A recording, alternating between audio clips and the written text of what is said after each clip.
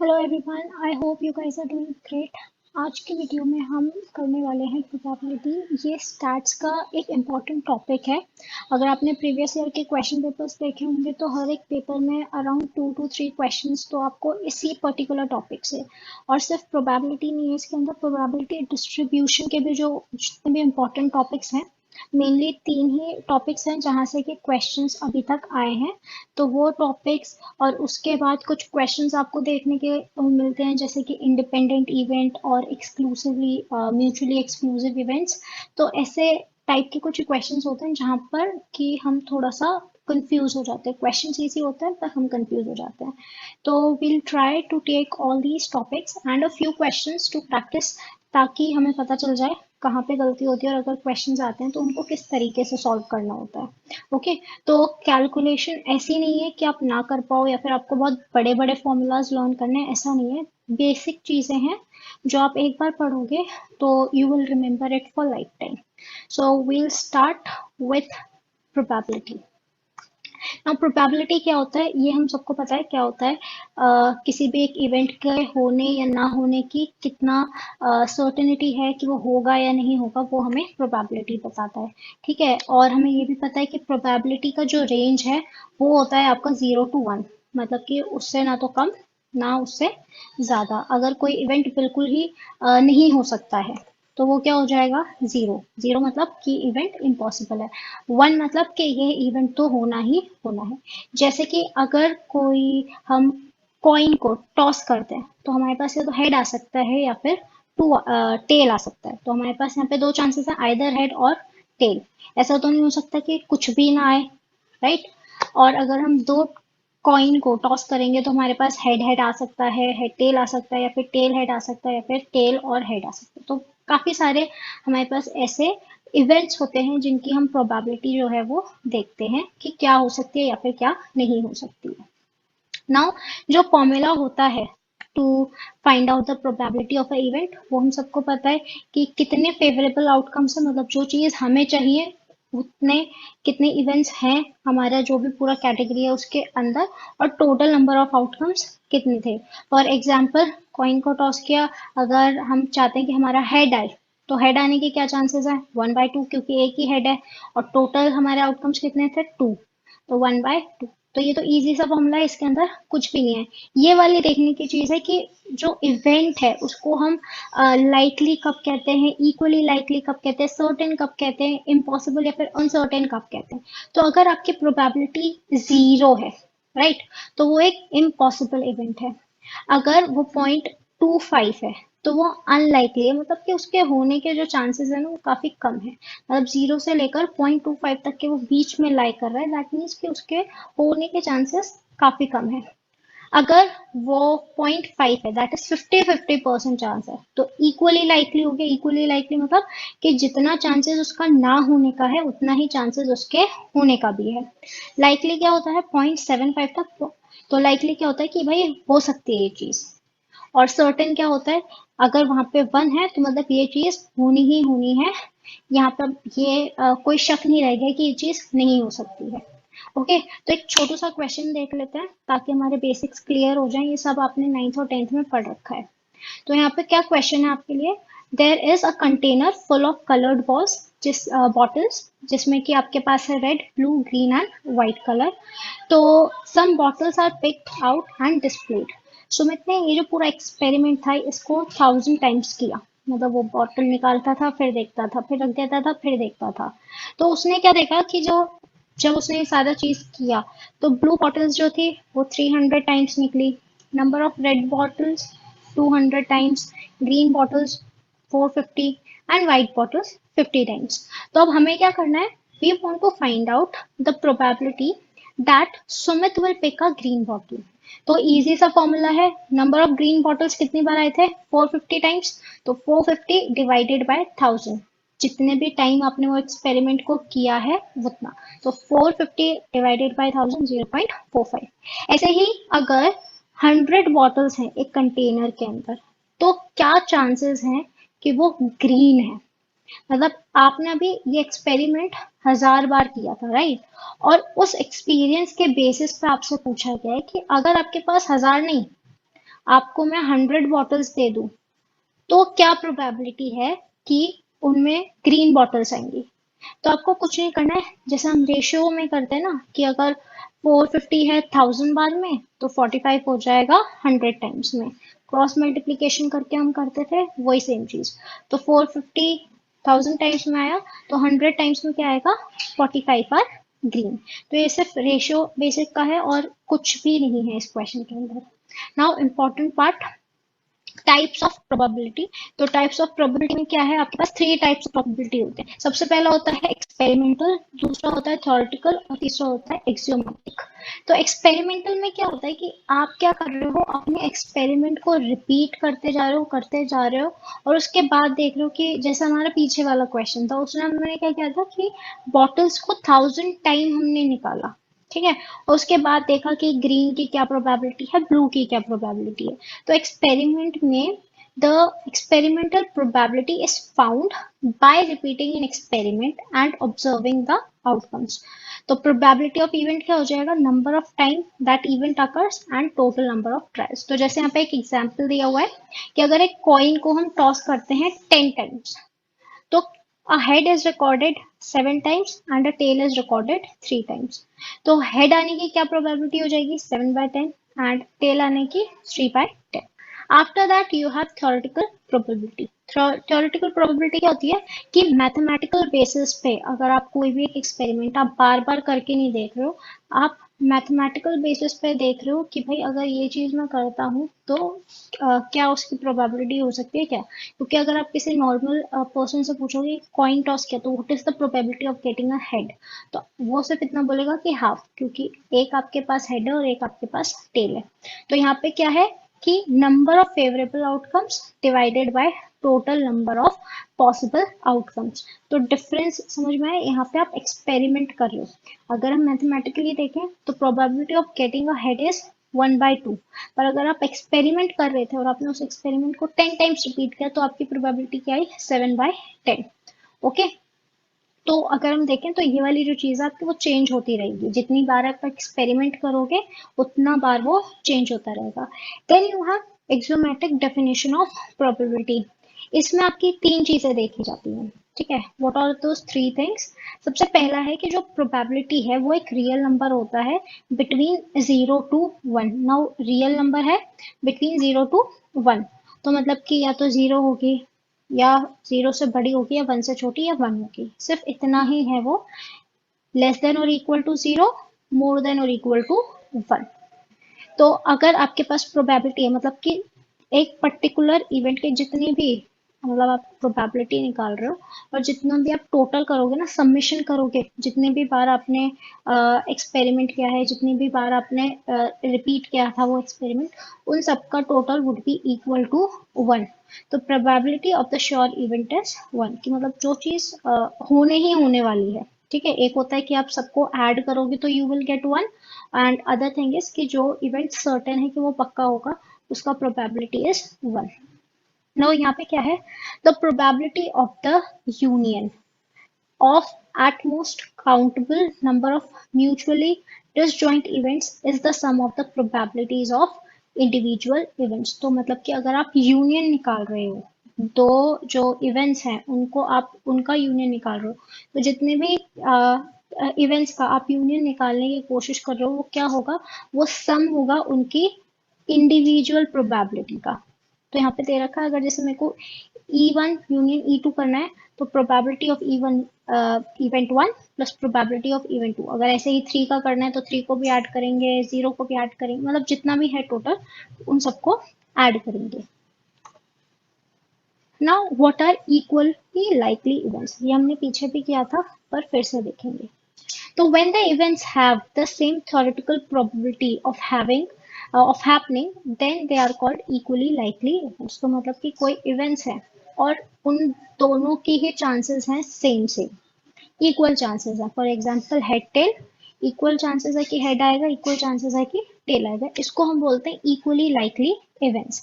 The results of the sample space are called equally likely if all of them have the same probability of occurring। For example अगर आप कोई die throw करते हो तो 1 आने की क्या प्रोबेबिलिटी है, 1/6। 2 आने की क्या प्रोबेबिलिटी है, 1/6। 4 आने की क्या प्रोबेबिलिटी है, 1/6। तो यहाँ पे क्या है कि जितनी भी बार आप करोगे तो जितने भी इवेंट्स हैं उन सबकी जो प्रोबेबिलिटी है वो सेम है। ओके, सो यहाँ पे कुछ और भी दे रखे हैं। The following are the sum of the examples of equally likely events when throwing a die. तो getting 3 and 5 on throwing a die या फिर getting an even number and a odd number on a die. तो इन सारे जो events हैं उन सबकी ही probability equally likely है, मतलब कि इक्वल है, जितनी कि दूसरे के आने की है उतनी ही इसके ना आने की भी या फिर इसके भी आने की है। Alright, now the next part, complementary events. Complementary events क्या होता है कि जो ऐसे आउटकम्स है, the possibility that there will be only two outcomes which states that an event will occur और नॉट। फॉर एग्जाम्पल, एक पर्सन को जॉब या तो मिलेगी या फिर नहीं मिलेगी, कोई बीच वाला चीज इसमें नहीं हो सकता। या तो आज बारिश आएगी या फिर आज बारिश नहीं आएगी, कोई स्टूडेंट या तो पास होगा या फिर नहीं होगा। ओके, या तो किसी को लॉटरी लगेगी या फिर नहीं लगेगी। तो ये क्या है, आपके पास कॉम्प्लीमेंट्री इवेंट्स हैं। तो यहाँ पे क्या है, इवेंट ए दे रखा है, ठीक है, कि सपोज आपने बोला कि 5 और 6 आने की क्या प्रोबेबिलिटी है, तो या तो 5 और 6 आएगा या फिर वो नहीं आएगा। ओके, तो या तो वो कोई चीज हो सकती है या फिर वो नहीं हो सकती है, that is your complementary events. Now ये इंपॉर्टेंट है, एक तो इंडिपेंडेंट इवेंट्स और एक म्यूचुअली एक्सक्लूसिव इवेंट्स। 2020 के भी एग्जाम में ये वाला क्वेश्चन आया था, 2019 में भी आया था और 2018 में भी आया था। और क्वेश्चन सिंपल सा होता है, अगेन सिर्फ क्योंकि हमें पता नहीं है कि इस पर्टिकुलर में हमें कौन सा रूल अप्लाई करना है, इस वजह से वो गलत हो जाता है। तो इंडिपेंडेंट इवेंट्स क्या होते हैं, आपके पास ऐसे दो इवेंट जो कि जैसे सपोज एक इवेंट हो रहा है तो उससे दूसरे वाले पे कोई फर्क नहीं पड़ेगा, ऐसे इवेंट्स को हम कहते हैं independent event, which refers to the set of two events in which the occurrence of one of the events does not impact the occurrence of another event of the set। मतलब कि अगर कोई एक चीज हो रही है ना, उससे दूसरी चीज पे कोई फर्क नहीं पड़ेगा। फॉर एग्जाम्पल, आज बारिश होगी या नहीं होगी वो चीज अलग है, और अगर मैं कॉइन टॉस कर रही हूँ तो हेड आएगा या टेल आएगा, वो चीज बिल्कुल अलग है। तो बारिश का होना और हेड आने का कोई भी लेन देन नहीं, वो दोनों इंडिपेंडेंट है। तो जब भी आपको एक टर्म मिलता है इंडिपेंडेंट इवेंट, जब भी कोई दो इवेंट्स इंडिपेंडेंट है और हम प्रोबेबिलिटी निकालना चाहते हैं कि what is the probability of A and B, मैं क्या कह रही हूँ कि बारिश भी होगी एंड कॉइन पे हेड भी आएगा, उनकी क्या प्रोबेबिलिटी है। तो ऐसे केस में आपको हमेशा जो इंडिविजुअल इवेंट्स है उन दोनों की प्रोबेबिलिटी को मल्टीप्लाई करना है, this is very very important. ठीक है, तो जहाँ पे भी आपके पास एंड, ये है ना, आपके पास एंड वर्ड आ जाए, probability of A and B, तो आपको क्या करना है, जो इंडिविजुअल प्रोबेबिलिटी है ऑफ इवेंट्स की उनको मल्टीप्लाई कर देना है। This is known as your multiplication rule. Direct multiplication rule नहीं पूछते हैं, वो आपसे ऐसे ही पूछते हैं कि what is the probability of getting A and B, तो वहां पर आपको इन दोनों को मल्टीप्लाई करना। Okay, now coming to independent event, यहाँ पर एक एग्जाम्पल भी दे रखा है। तो यहाँ पे क्या दे रखा है, the outcome of one event does not affect the outcome of the other.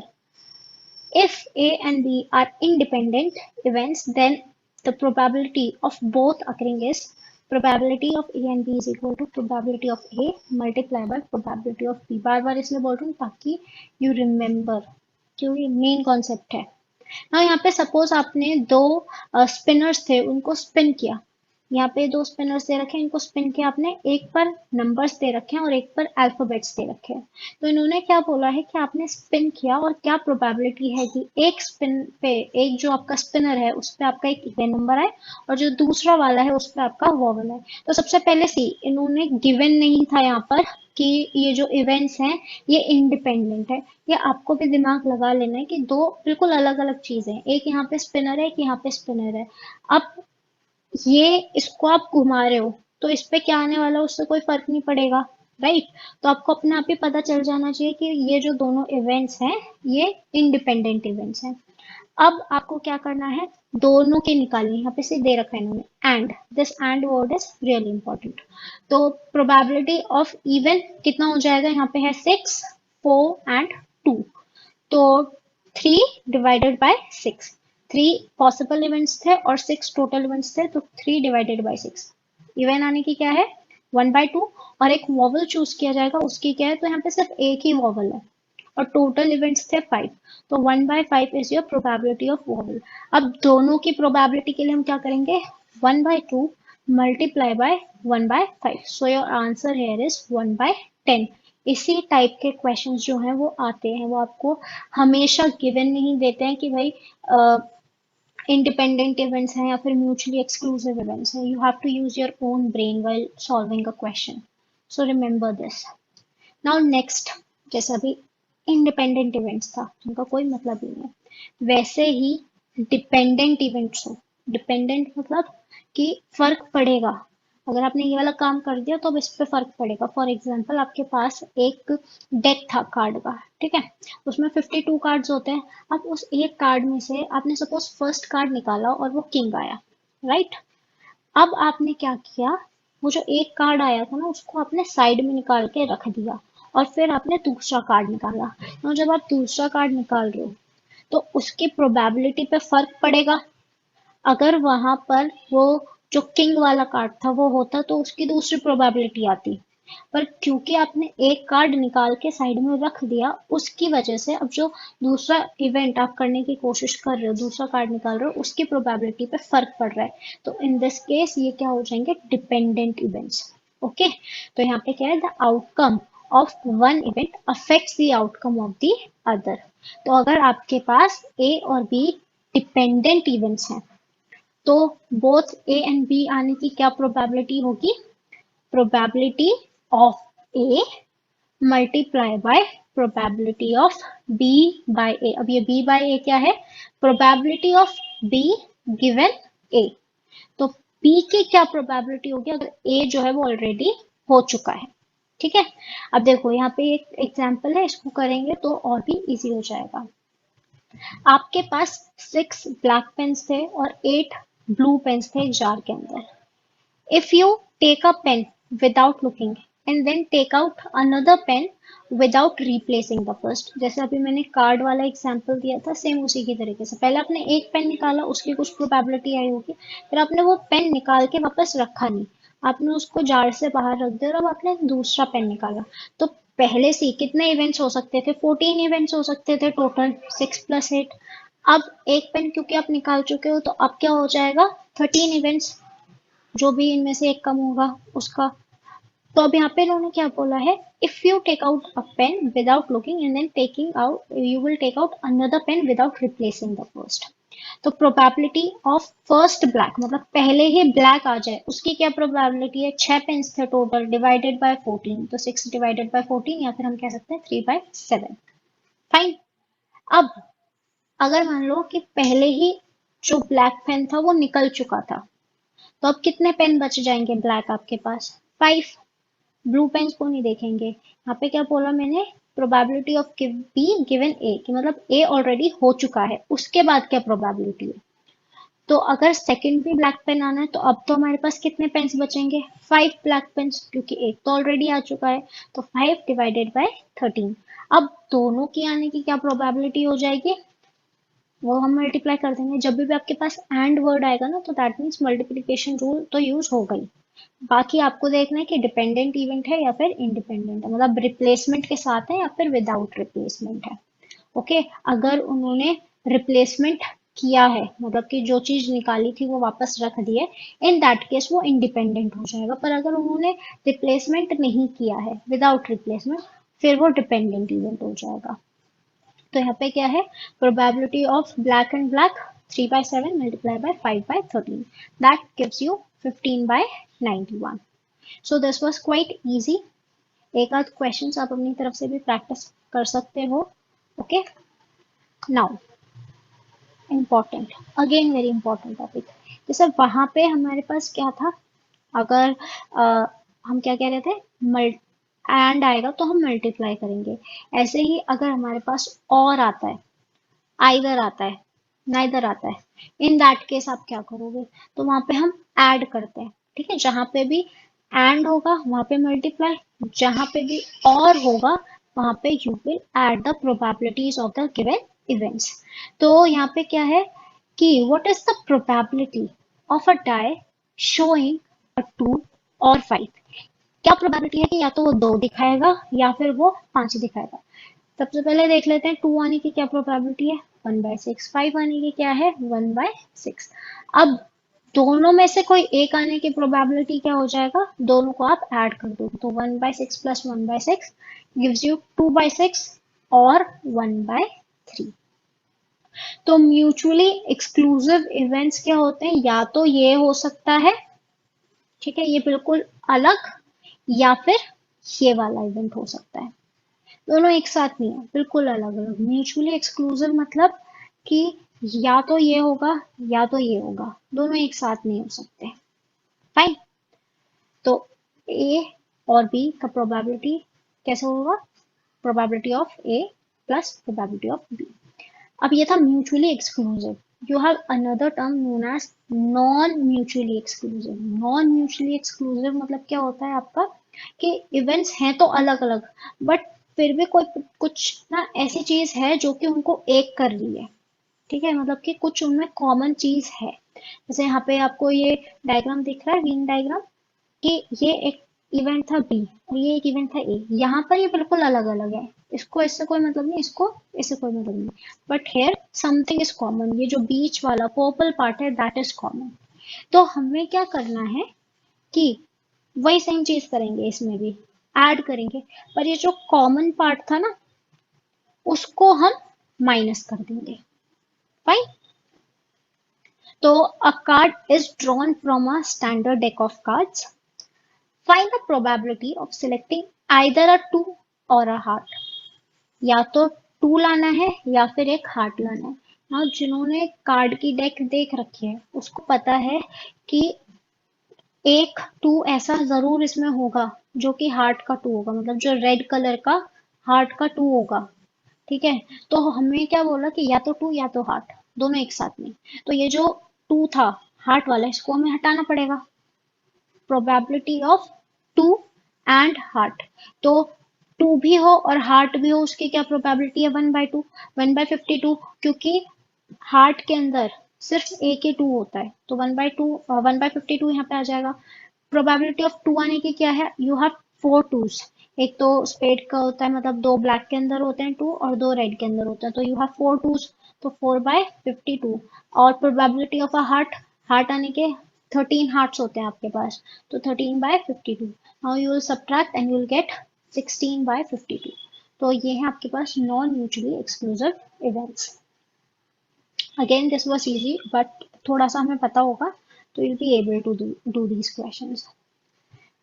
Now ये एक छोटे में दे रखा है, जैसा अभी हमने बोला कि अगर हमारे पास म्यूचुअली एक्सक्लूसिव इवेंट्स है तो आप उसको, जो दूसरा वाला टर्म था ना नॉन म्यूचुअली एक्सक्लूसिव, आप उसको इंक्लूसिव भी बोल सकते हो। या जैसे मैंने कहा था ना कि probability of a non mutually exclusive event, instead of that you can say probability of an exclusive event. ठीक है, तो यहाँ पे क्या हो जाएगा आपके पास, अगर म्यूचुअली एक्सक्लूसिव है तो probability of A plus probability of B. अगर इंक्लूसिव है then sum of probability of A and probability of B less probability of A and B. तो probability that both things will happen, A और B दोनों ही होगा। तो यहाँ पे भी एक एग्जाम्पल है कि आपने एक डाई को टॉस किया, what is the probability of tossing a 4, या तो 4 आए या फिर अ नंबर ग्रेटर देन 3 आए। ठीक है, इक्वल टू नहीं, अ नंबर ग्रेटर देन 3। तो या तो 4 आ सकता है, 5 आ सकता है, 6 आ सकता है। तो एक ये इन्होंने 4 ऑलरेडी बोल दिया, और जो इसके अंदर है उसमें भी एक 4 आ रहा है, तो वो वाला जो 4 है उसको हमें हटाना पड़ेगा। तो probability of 4 and greater than 3, वो 1/6 हो जाएगा। प्रोबेबिलिटी ऑफ 4 क्या है, 1/6। Probability of a number greater than 3, 4, 5, 6. So you have 3 events divided by total number of outcomes. So 3 by 6. So you will get 1 by 2 after solving this particular equation. Okay. Now conditional probability. Conditional probability जो अभी हमने पीछे किया था ना, ये कुछ उसी के जैसा है. ये मतलब कि क्या प्रोबेबिलिटी है कोई एक चीज आने की, आपने कंडीशन लगा दी. जैसे मैं बोलूं कि एक हार्ट आए, या फिर मैं बोलूं नंबर 1 आए और स्पेड का 1 आए, तो यहाँ पर मैंने प्रोबेबिलिटी लगा दी कि 1 भी आना चाहिए एंड स्पेड का 1 आना चाहिए. तो ये कंडीशन लगा दी. तो यहाँ पे क्या है, कंडीशनल प्रोबेबिलिटी फॉर्मूला क्या होता है, probability A by B. A by B मतलब क्या है कि probability of A given B, मतलब जो बी था वो ऑलरेडी हो चुका है, अब उसके बाद ए के आने की क्या प्रोबेबिलिटी है. तो ये क्या हो जाएगा, probability of A and B divided by probability of B. तो इसको हम किस तरीके से करते हैं, लेट अस सी. यहाँ पे एक एग्जांपल दे रखा है. तो आपने एक फेयर कॉइन डाई को, you roll a fair die twice and the numbers are, observe the number that face up. Find probability that the sum of the numbers is 8. पहली कंडीशन क्या हुई कि the sum of the numbers is 8 given that the first number is 3. मतलब एक condition दे दी कि जो सम है वो तो होना चाहिए 8, परंतु जो पहला वाला नंबर है वो 3 ही होना चाहिए उसमें. नाउ ये कैसे हो सकता है, तो ये तो सबको पता होगा. हम इवेंट्स कैसे लिखते हैं, जब 2 डाई आता है होते हैं आपके पास, तो ऐसे लिखते होगे ना, जैसे 1 1 हो सकता है, 1 2 आ सकता है, या फिर 1 3 आ सकता है. ऐसे करके you have around 36, total 36 events होते हैं इस पर्टिकुलर केस के अंदर, राइट. टोटल कितने हैं इवेंट्स यहाँ पर, 36. तो यहाँ पे हमें दो चीजें देखनी है. क्या दो चीजें देखनी है, सबसे पहले the sum of numbers is 8. तो कितने आपके पास इवेंट्स है जहां पर की सम ऑफ इवेंट्स है आपके पास 8. तो देखो जब आपका 2 और 6 आता है तब 8 हो सकता है. 3 एंड 5 आ जाए तब 8 हो सकता है. 4 एंड 4 आ जाए तब 8 हो सकता है.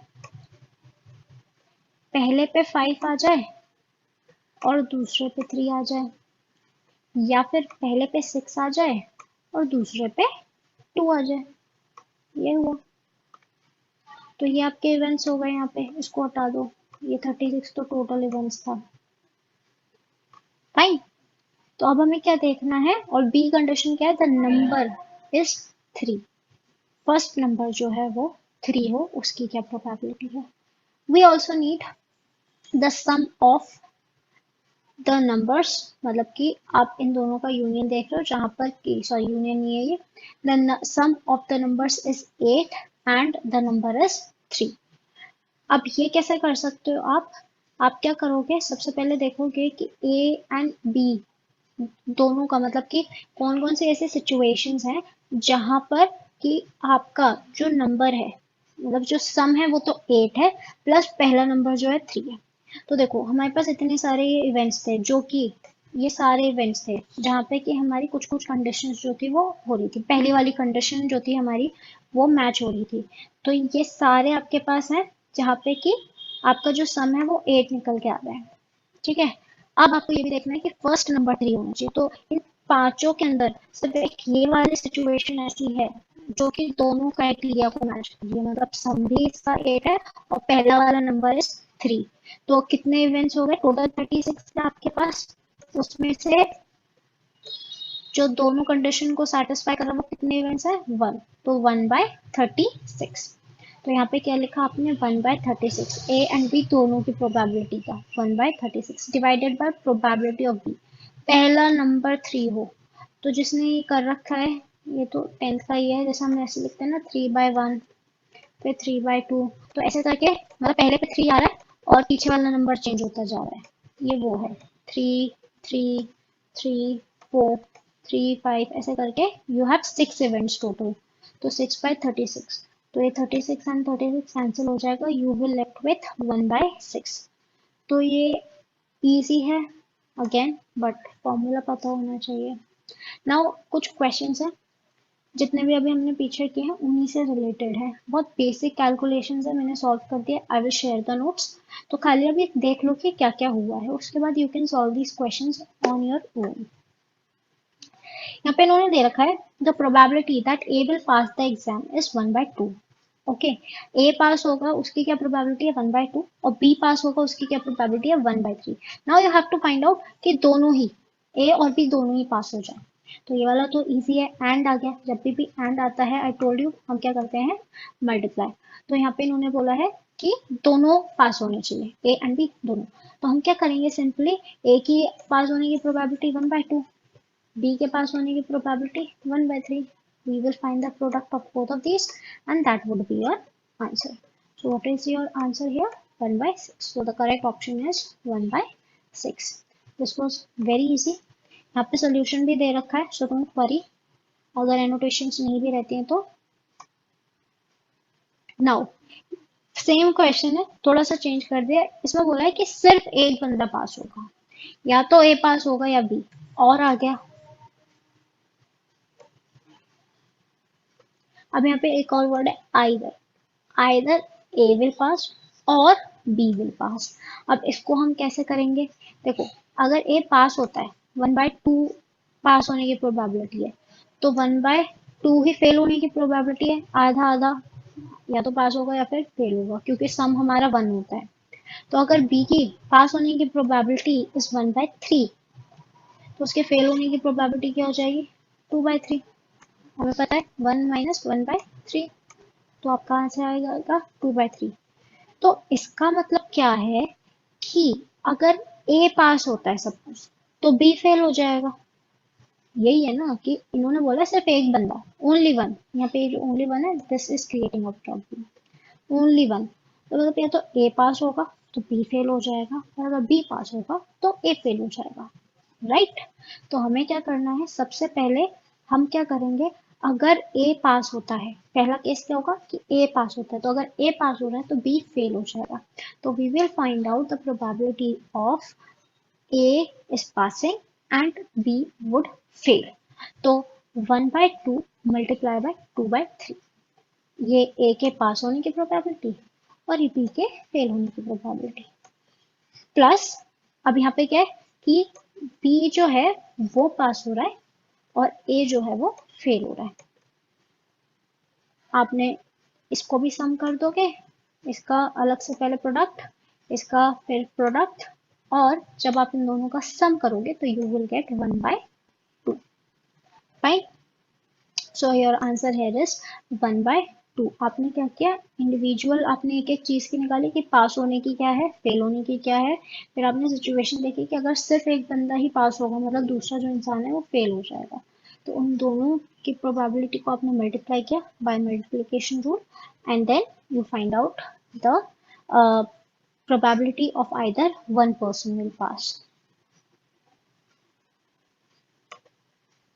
Now the next question इसी के वही सेम ही है, बस यहाँ पे अब क्या है कि एटलीस्ट, बस एक क्वेश्चंस किस तरीके से चेंज हो रहे हैं। वहां पे जो क्वेश्चन दिया था वहां पे बोला था मैंने कि either of them will pass, अब या तो ए या तो बी। यहाँ पे मैं बोल रहा हूँ एटलीस्ट एक बंदा तो पास हो जाए, मतलब दोनों भी हो सकते हैं पर एक तो पास हो ही जाए। तो अगर एक पास हो रहा है एटलीस्ट, तो हमारे पास क्या ऑप्शन है, सी एटलीस्ट है ना, तो मतलब कि या तो ए पास होगा और बी फेल हो जाएगा, या फिर बी पास होगा और ए फेल हो जाएगा, या फिर लास्ट वन है कि दोनों पास हो जाए, क्योंकि एटलीस्ट वन बोला है यहाँ पे, कम से कम एक तो पास हो जाए, ये वाली सिचुएशन है, मतलब दोनों भी हो जाएंगे तो कोई बुरी बात नहीं है। तो हमारे पास कितने इवेंट्स हो गए यहाँ पे, 3। पहला इवेंट क्या, A pass and B fail, या फिर A fail and B pass, या फिर both A and B pass. तो अगर आपको इवेंट्स पता चल गए then calculating the probability is not a great deal. तो A pass 1/2, B fail multiply by 2/3, plus 1/2 into 1/3, plus 1/2 into 1/3। इन तीनों को जब आप सम कर दोगे तो you will get 2/3। Okay, now ये दूसरा क्वेश्चन है, उसके जैसा नहीं, थोड़ा सा डिफरेंट है। आपको 2 बैग्स दिए गए, ठीक है। एक बैग के अंदर 8 ब्लू बॉल्स हैं और 6 ग्रीन बॉल्स हैं। दूसरे बैग के अंदर 7 ब्लू बॉल्स हैं, 5 ग्रीन बॉल्स हैं। आपने दोनों में से एक एक बॉल निकाली। अब आपको फाइंड आउट करना है बोथ आर ब्लू। बोथ मतलब एंड आ गया ना, बैग 1 में ब्लू है एंड बैग 2 में भी ब्लू है। तो जैसे ही हमारे पास एंड आ जाए या फिर बोथ आ जाए, that means you have to multiply the respective individual probabilities. तो यहाँ पे ब्लू की क्या हो जाएगी, 8/14, वेरी इजी। टोटल बॉल 14 थी, 8 ब्लू थी, यहाँ पे क्या हो जाएगी 7/14। Now what you have to do is, क्योंकि हम बोथ निकाल रहे हैं, that means we will multiply both of these. तो ये कट के हो जाएगा 1 एंड दिस वुड बी 2, हो जाएगा 4 एंड दिस वुड बी, पूरा जो हमारा डिडक्ट होके दिस वुड बी कितना हो जाएगा ये, उप्स यहाँ पे 12 था, आई डिड इट रॉन्ग। मेरा में देखो यहाँ पे लिखा हुआ है 8/14 into 7/12, your answer would be 1/3। So the correct answer है दिस 1/3। Next question. अब यहाँ पे क्या है, एक बैग के अंदर 8 ब्लू बॉल्स हैं, 6 ब्लैक बॉल्स हैं, fine. These 3 balls are drawn one by one with replacement, मतलब रिप्लेसमेंट के बाद आई है, इंडिपेंडेंट है, किसी का किसी से कोई मतलब नहीं है। आप निकाल रहे हो फिर दोबारा रखते हो, निकाल रहे हो फिर दोबारा रखते हो, तो क्या प्रोबेबिलिटी है कि तीनों ही ब्लैक है, ऑल 3, फर्स्ट भी ब्लैक, सेकंड भी ब्लैक, थर्ड भी ब्लैक। तो मतलब कि एंड वाला रूल आ गया ना, कि तीनों चीजें सेम है, जैसे बोथ होता है ना, या फिर एंड होता है। तो यहाँ पे आ गया ना कि तीनों बॉल ब्लैक चाहिए, तो तीनों बैग जो भी आप बॉल्स निकाल रहे हो 3/7, क्योंकि ये हो जाएगा ना आपका, सी 8 टोटल बॉल्स थी, 6 ब्लैक बॉल्स थी, तो 6/8, तो कितना आया ये 14 था, टोटल 14, या let me just clear this and write it nicely। तो ये हो गया 6/14। अब इसको हम 3 बार कर देंगे तो हमारे पास आ जाएगा हमारा answer 6/14 and 6/14। So the correct answer here would be 27/343, 6/14। Okay, so the correct answer here is 27 divided by 343। Now very very important, जिसको कहते हैं ना कान खोल लेना, नोट्स बना लेना, मैं शेयर भी करूंगी टेलीग्राम पे। Probability distribution, this particular topic I have discussed in my previous video also, not probability distribution but these terms, ये बहुत इंपॉर्टेंट है, तो कर लो। डिस्क्रीट डेटा क्या होता है, अब तक you would have some idea. Discrete data क्या होता है, जहाँ पे हमारे पास कोई स्पेसिफिक वैल्यू हो, कोई फ्रैक्शंस नहीं, कोई डेसिमल्स नहीं, कॉन्टिन्यूस सीरीज हमारी होती है, जहाँ पे कि आपके पास फ्रैक्शंस भी हो सकते हैं और डेसिमल्स भी हो सकते हैं। जैसे कि अगर आप कोई डाई को रोल करते हो, यू विल गेट या तो 1 या तो 2 3 4 5 या 6। आपका कभी भी डाई के ऊपर 5.5 5.25 ये सब नहीं आएगा। तो ऐसी सिचुएशन जहाँ पे कि आपके पास कोई स्पेसिफिक वैल्यू आ जाए, ओके, तो वो होता है आपके पास डिस्क्रीट डेटा। वेरएस अगर आपका पॉइंट में आंसर आ सकता है, फ्रैक्शंस में आंसर आ सकता है, then it is a continuous data. Okay, so हमारा जो ये डेटा सीरीज है, प्रोबेबिलिटी डिस्ट्रीब्यूशन क्या होता है कि काफी सारे इवेंट्स हैं आपके पास सपोज, ठीक है, और वो जो जितने भी सारे इवेंट्स हैं ना, हर की कुछ ना कुछ प्रोबेबिलिटी होगी, तो उनका जो प्रोबेबिलिटी का डिस्ट्रीब्यूशन किस तरीके से है, वो आपका प्रोबेबिलिटी डिस्ट्रीब्यूशन होता है। फॉर एग्जांपल कि कोई इवेंट है, ठीक है, बहुत बड़ा इवेंट था, सपोज 100 टाइम्स आपने कोई चीज़ की, हाँ, आपने डाई था उसको 100 टाइम्स रोल किया, ओके, उसके बाद कुछ ना कुछ आपके पास प्रोबेबिलिटीज आएंगी, कुछ ना कुछ आपके इवेंट्स हो सकते हैं। तो सपोज कि 0.6 जो प्रोबेबिलिटी है, ठीक है, अब किस चीज की प्रोबेबिलिटी आ रही है 0.6, वो मतलब नहीं है, हमारा आंसर जो था वो 0.6 आ रहा था, फिर जो 0.6 है कितनी कितनी कितनी बार आया, तो that is your probability distribution. अंदर से क्वेश्चन नहीं आएगा कि व्हाट इज प्रोबेबिलिटी डिस्ट्रीब्यूशन, पर आपको पता होना चाहिए कि दो टाइप की होती है। एक होती है डिस्क्रीट प्रोबेबिलिटी डिस्ट्रीब्यूशन, यहाँ पे कि आपका एक स्पेसिफिक आंसर आ जाता है, right. Okay, so okay, so as I told you कि जो प्रोबेबिलिटी डिस्ट्रीब्यूशन है आपके यहाँ से ये क्वेश्चन नहीं आएगा कि व्हाट इज प्रोबेबिलिटी डिस्ट्रीब्यूशन या फिर क्या है। टाइप्स दे रखे हैं आपके पास, और ये जो डिस्ट्रीब्यूशन दोनों हेड्स के नीचे मेंशन है, उनके बारे में क्वेश्चन जो है वो आ रखे हैं। स्पेशली पॉइजन कहाँ कहाँ पे यूज हो सकती है उसका रिलेटेड एक क्वेश्चन आया है, बाइनोमियल का क्वेश्चन ही आ चुका है। So you should be looking at this particular topic. Okay, नहीं देखोगे तो फिर your loss. So probability distribution दो टाइप्स के होते हैं, एक तो होता है डिस्क्रीट प्रोबेबिलिटी डिस्ट्रीब्यूशन, एक होता है कॉन्टिन्यूस प्रोबेबिलिटी डिस्ट्रीब्यूशन। तो डिस्क्रीट प्रोबेबिलिटी डिस्ट्रीब्यूशन आपके थ्री टाइप्स के होते हैं, binomial, Poisson, hypergeometric. Continuous probability distribution भी तीन टाइप का होता है, नॉर्मल डिस्ट्रीब्यूशन, यूनिफॉर्म डिस्ट्रीब्यूशन और एक्सपोनेंशियल डिस्ट्रीब्यूशन। जो सिलेबस में है, सिलेबस इन द सेंस कि जहाँ तक मतलब अभी तक क्वेश्चंस आ रखे हैं, ये जो तीन है ना, हाइपरज्योमेट्रिक, यूनिफॉर्म और एक्सपोनेंशियल, ये मास्टर्स में भी नहीं करवाए हैं, मास्टर्स में भी यही तीन करवाए हैं। एंड स्पेशल जो मेजरली फोकस था वो है नॉर्मल डिस्ट्रीब्यूशन पे, ठीक है। इसको हम थोड़ा सा करेंगे, डिटेल्स में नहीं जाएंगे, क्योंकि जो डिटेल पोर्शन है इसका वो आपको मास्टर्स के टाइम पे देखने को मिलता है। बाइनोमियल और पॉइजन के आपको बेसिक आना चाहिए, क्योंकि इसके क्वेश्चंस आ रखे हैं और ये काफ़ी इजी है। एंड ग्रेजुएशन लेवल पे भी ये जो टॉपिक हैं दोनों ये इंट्रोड्यूस हो जाते हैं, तो you should be knowing these two topics thoroughly, and थोड़ा बहुत नॉर्मल के बारे में। ये तीनों ना भी करो तो कोई बात नहीं है, ठीक है। Now we will start with binomial distribution. अच्छे से देख लेना किसने बनाई, क्यों बनाई, वगैरह वगैरह। सो बाइनोमियल डिस्ट्रीब्यूशन को हम बर्नौलीज डिस्ट्रीब्यूशन भी कहते हैं। यहाँ पर क्या है कि आपके पास सिर्फ दो आउटकम्स होते हैं, ये प्रॉपर्टीज बता रही हूँ, याद रखना। ऐसे डिस्ट्रीब्यूशन जहाँ पर आपके पास सिर्फ दो आउटकम्स ही पॉसिबल हैं, जैसे कि या तो सक्सेस होगी किसी चीज में या फेलियर होगा, या आप गेन करोगे या आप लूज करोगे, या आप विन करोगे या आप लूज करोगे, तो ऐसे डिस्ट्रीब्यूशन को हम कहते हैं बाइनोमियल डिस्ट्रीब्यूशन, जहाँ पे कि सिर्फ दो ही पॉसिबल आउटकम्स है, उससे ज्यादा है ही नहीं, ठीक है। एक एक्सपेरिमेंट को हम कब कहते हैं बाइनोमियल डिस्ट्रीब्यूशन, जब with only two possible outcomes repeated n number of times। आप उस पर्टिकुलर एक्सपेरिमेंट को 1000 बार कर सकते हो, 1000 बार नहीं करोगे वरना वो पॉइजन डिस्ट्रीब्यूशन हो जाएगा। सपोज आपने कोई एक्सपेरिमेंट था उसको आपने 10 टाइम्स किया, राइट, और वो 10 टाइम्स करने के बाद आपका कुछ आंसर आया होगा।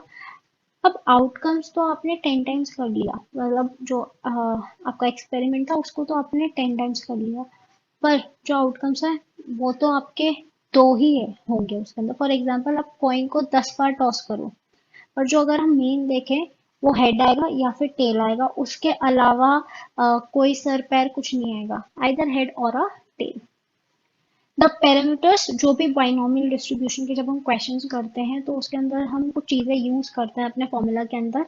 एन यूज करते हैं, एन क्या होता है कि कितनी बार आपने उस ट्रायल किया है, ठीक है, कितनी बार उस एक्सपेरिमेंट को किया है।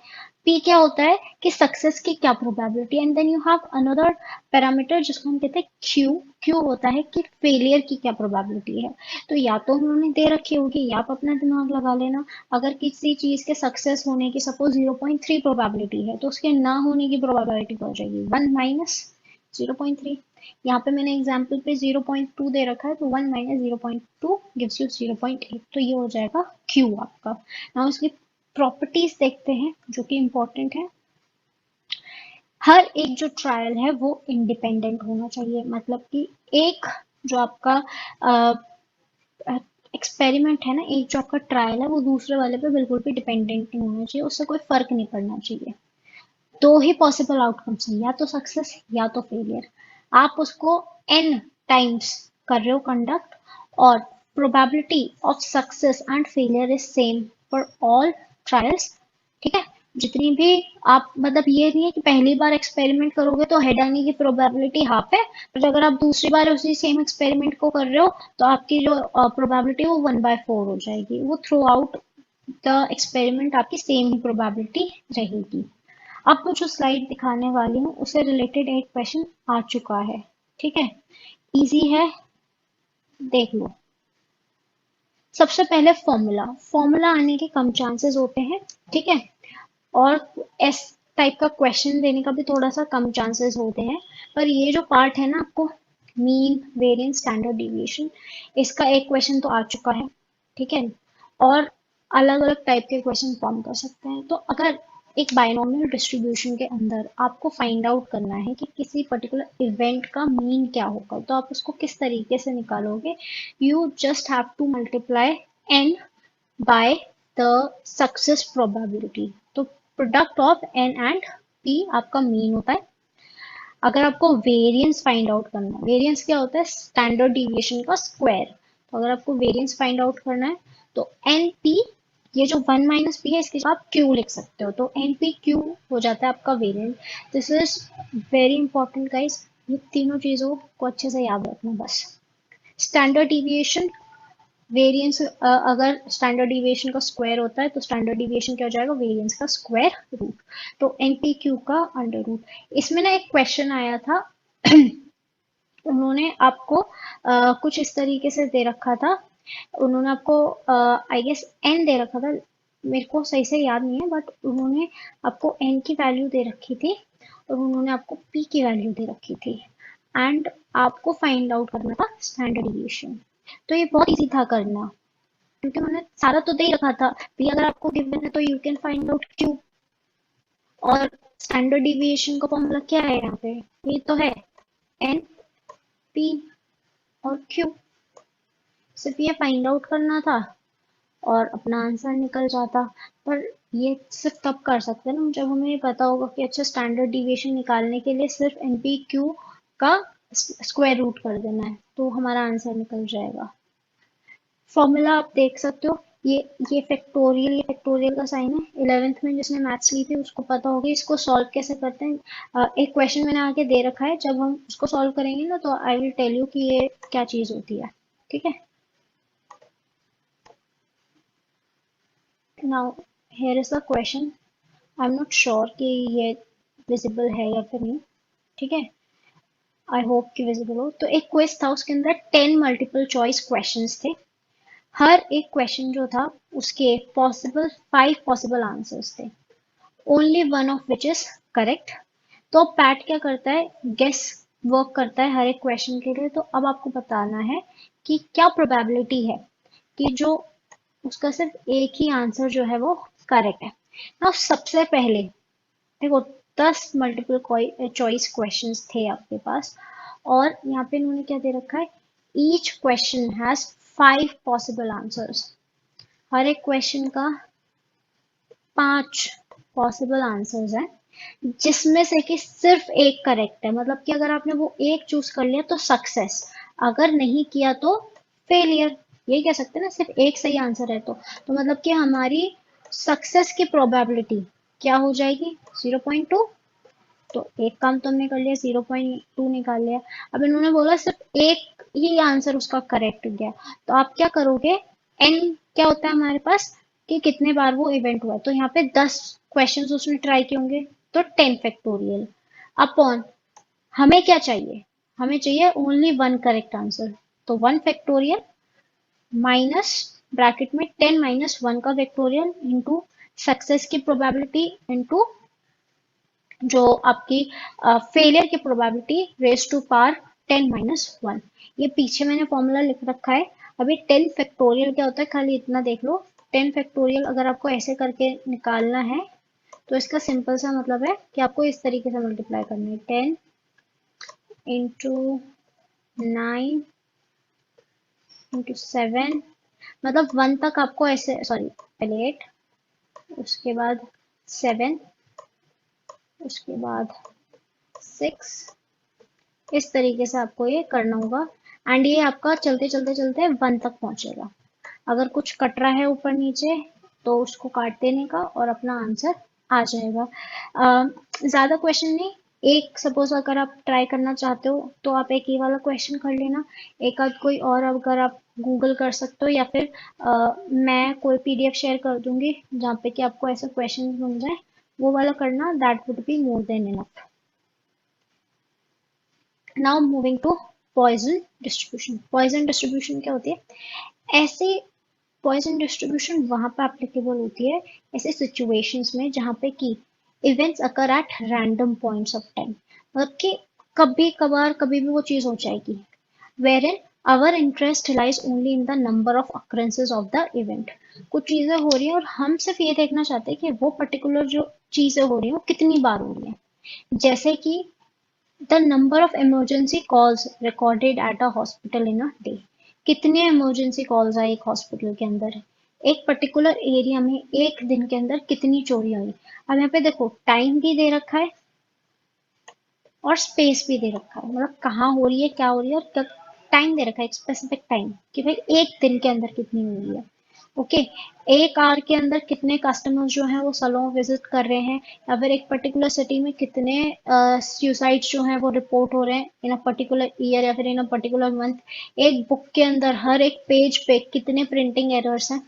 तो ऐसे ये एग्जाम्पल्स मैंने इसलिए यहाँ पे मेंशन किए हैं क्योंकि 2018 एंड 2019 में उन्होंने ऐसे ही एग्जाम्पल्स दे रखे थे, मतलब उन्होंने पूछा था कि which of the following is an example of Poisson distribution, और ऐसा करके तीन चार उन्होंने आपको दे रखे थे ऑप्शंस। अगर आपको पता है कि प्रोबेबिलिटी पॉइजन डिस्ट्रीब्यूशन क्या है तो आप इजीली मार्क कर दोगे, नहीं पता है तो फिर जय माता दी करके कर देना कुछ भी और कटवा लेना 1 मार्क। अब यहाँ पर कुछ अजम्पशंस हैं, ठीक है, जब हम पॉइजन डिस्ट्रीब्यूशन बोल रहे हैं कि भाई ये पॉइजन डिस्ट्रीब्यूशन है तो कुछ अजम्पशंस हैं।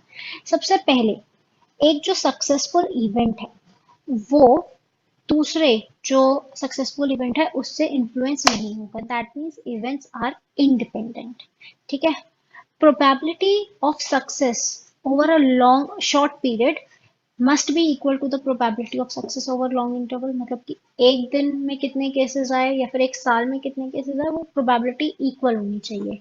The probability of success is an interval approaches zero as the interval becomes smaller. जैसे जैसे मतलब इवेंट्स की प्रोबेबिलिटी आप मतलब टाइम कम करते चले जाओगे ना, तो एक ऐसा टाइम आएगा जहाँ पे की प्रोबेबिलिटी जीरो हो जाए। फॉर एग्जाम्पल मैं आपसे बोलूँ कि एक पर्टिकुलर बुक के अंदर, सबसे पहले हमने बोला कि एक पर्टिकुलर बुक के अंदर कितने एरर्स हुए होंगे, तो ज़्यादा एरर्स हुए होंगे।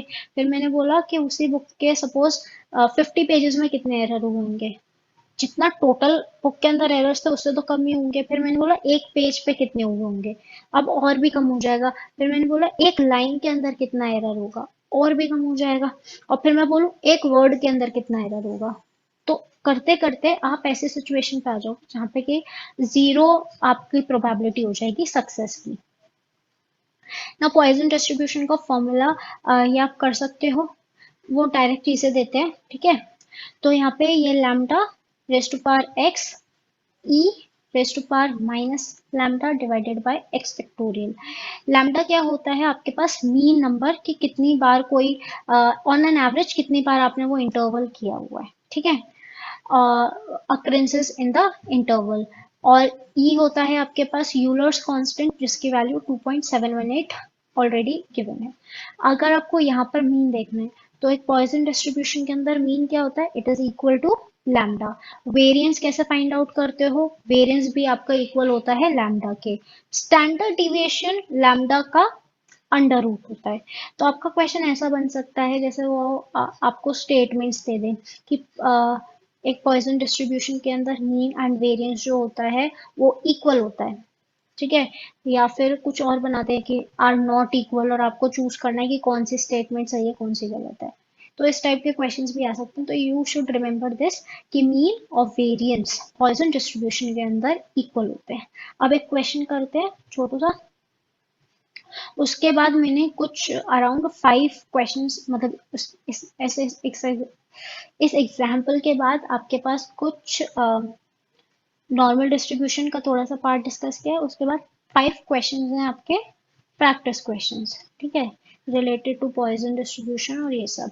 तो यहाँ पे इन्होंने दे रखा है मीन नंबर, मतलब कि लैम्डा दे दिया आपको 4 पर ईयर। आपको प्रोबेबिलिटी फाइंड आउट करनी है कि एग्जैक्टली 3 आउटेजेस हुए हैं आपके पास। तो ये फॉर्मूला दे रखा है, सोल्यूशन दे रखा है, आप देख लेना और इजी है, हो जाएगा। नाउ नॉर्मल डिस्ट्रीब्यूशन, ज़्यादा डिटेल में नहीं, एज आई सेड सिर्फ थोड़ा सा। नॉर्मल डिस्ट्रीब्यूशन को गॉसियन डिस्ट्रीब्यूशन भी कहा जाता है और ये सिमेट्रिक होती है। ओके अगर आपने वीडियो देखी होगी पहली वाली, तो उसमें मैंने कुछ कुर्टोसिस के बारे में, रिग्रेशन के बारे में जब डिस्कस कर रहे थे, तो मैंने ऐसा डायग्राम बना रखा था। सिमेट्री की हम बात कर रहे थे, हम नॉर्मल डिस्ट्रीब्यूशन की बात कर रहे थे। तो ये नॉर्मल डिस्ट्रीब्यूशन क्या होती है, ये एक बेल कर्व होती है। और ये जो पार्ट है ना, सिमेट्री मतलब क्या होता है कि 50% जो आपकी वैल्यूज है वो यहाँ लाई करेंगी, 50% वैल्यूज आपकी यहाँ लाई करेंगी। और ये जो बीच वाला पॉइंट है, वहां पे मीन, मीडियन, मोड तीनों के तीनों एक दूसरे के इक्वल होते हैं। ठीक है। नाउ प्रॉपर्टीज क्या क्या होती हैं एक नॉर्मल डिस्ट्रीब्यूशन की। Mean, median, mode of the distribution coincide, मतलब कि वो तीनों ही, नॉर्मल डिस्ट्रीब्यूशन अगर है तो वो तीनों ही इक्वल होंगे। ये जो डिस्ट्रीब्यूशन है ये बेल शेप्ड होती है और ये सिमेट्रिकल होती है। और साथ में एक और पॉइंट जो मैंने यहाँ पे नहीं लिख रखा है, एसिम्प्टोटिक। ये एक प्रॉपर्टी है, मतलब जब भी आप एक ग्राफ बनाओगे ना, तो ये ग्राफ कभी भी एक्स एक्सिस को टच नहीं करेगा, ये हमेशा से ऊपर ऊपर रहेगा एक्स एक्सिस से। ठीक है, तो ये इसकी एक प्रॉपर्टी है कि normal distribution curves are bell shaped तो होते हैं, सिमेट्रिकल भी होते हैं, एंड दे आर एसिम्प्टोटिक। ठीक है। उसके बाद जो कर्व के अंडर का एरिया है वो टोटल एरिया 1 होता है, और जो सेंटर लाइन है वो दोनों जो एरियाज हैं उनको इक्वल पार्ट में डिवाइड कर देती है। जो नॉर्मल डिस्ट्रीब्यूशन है उसकी मीन 0 होती है, रिमेंबर दिस थिंग, और स्टैंडर्ड डिविएशन 1 होती है। It has zero skew, skewness 0 होती है, और कुर्टोसिस 3 होती है। ये लाइन में बहुत इंपॉर्टेंट है, इसमें से बहुत सारे क्वेश्चंस बन सकते हैं और बहुत ज़्यादा आपको कंफ्यूज भी कर सकती है। ओके, जितनी भी नॉर्मल डिस्ट्रीब्यूशंस होती हैं वो आपकी सिमेट्रिकल होती हैं, पर जितनी भी सिमेट्रिकल डिस्ट्रीब्यूशंस हैं वो नॉर्मल हो ये ज़रूरी नहीं है। ओके, डिटेल में नहीं जाएंगे क्योंकि ये मास्टर्स के टाइम पे आप बहुत डिटेल में करने वाले हो। नाउ कुछ क्वेश्चंस, प्रैक्टिस क्वेश्चंस, उसके आंसर्स मैंने दिए हुए हैं, पर आप अपना दिमाग लगाना और एटलीस्ट मन में गैस करना कि भाई क्या हो सकता है इसका answer. So the first question you have is, which of the following mentioned standard probability density functions is applicable to discrete। सिर्फ आपको इतना बताना है, जो हमने चार्ट देखा था ना, discrete probability distribution, continuous probability distribution, तो डिस्क्रीट वाले में इनमें से कौन सी थी। तो अगर आपको याद हो तो डिस्क्रीट के अंदर 3 थे, एक था बाइनोमियल, एक था पॉइजन, और एक था हाइपरज्योमेट्रिक। अब देख लो इनमें तीनों में से कौन सा है यहाँ पे, तो इन तीनों में से ये वाला है। तो Poisson distribution would be the correct answer, right. Next, mutually exclusive events contain all sample points, contain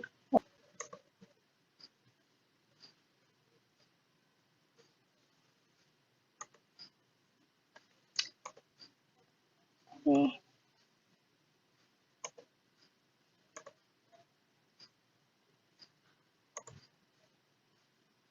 okay, let me just do the,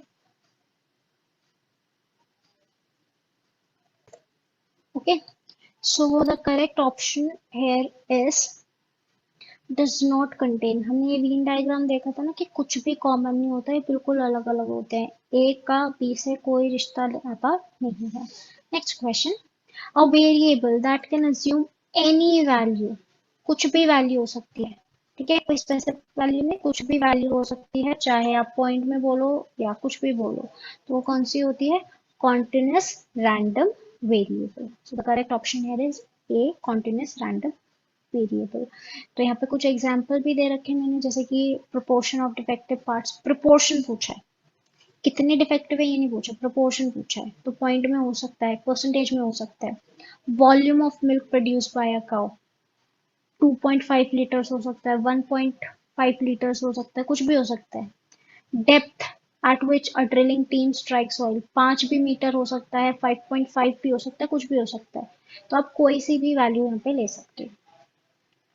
If a variable can certain integer values between two given points is called यहाँ पे can नहीं था, I guess कि कुछ question error है यहाँ पे, मतलब ये पूछा था कि कोई एक ही वैल्यू, सर्टेन इंटीजर वैल्यू ही आप ले सकते हो, मतलब कोई एक ही वैल्यू यहाँ पे ले सकते हो, तो वो कौन सा हो जाएगा? Continuous, discrete, irregular, uncertain. Correct option here is B, discrete. यहाँ पे can take only certain values, ठीक है, सारी वैल्यूज नहीं ले सकता, कुछ कुछ ही ले सकता है अलोंग एन इंटरवल। जैसे कि नंबर ऑफ सेल्स एक वीक के अंदर, अब कोई सेल हुई होगी तो पूरी या तो सेल हुई होगी या तो नहीं हुई होगी, ऐसे नहीं कह सकते कि भाई 5.5 सेल हुई है, या तो 5 हुई है या नहीं हुई है। Volume of milk bought at a store, यहाँ पे भी कुछ एक स्पेसिफिक अमाउंट ही आपने किया होगा, और यूजली जब हम दूध कोई भी इंसान खरीदता है तो या तो आप 1 लीटर खरीदोगे, 2 लीटर खरीदोगे, 4 लीटर खरीदोगे, 5, आप ऐसे तो नहीं 4.5 लीटर, ऐसा नहीं होता, ठीक है। The number of defective parts, defective parts का क्या नंबर हो सकता है? तो ये सारे क्या हो जाएंगे? Discrete random variables.